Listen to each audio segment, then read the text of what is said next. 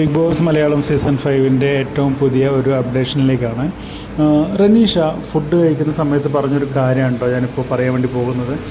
മറ്റൊന്നുമല്ല, റനീഷയുടെ കുടുംബം വീട്ടിലേക്ക് വന്ന സമയത്ത്, അതായത് ചേട്ടനും അമ്മയൊക്കെ വീട്ടിലേക്ക് വന്ന സമയത്ത് ചേട്ടൻ കുറേ ചോക്ലേറ്റ് കൊണ്ടുവന്നിട്ടുണ്ടായിരുന്നു.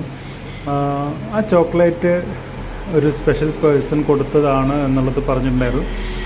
റനീഷ് ഇപ്പോൾ അത് വെളിപ്പെടുത്തുന്നുണ്ട്. റനീഷയുടെ പഴയ ഒരു ബോയ് ഫ്രണ്ട് ഉണ്ടായിരുന്നു.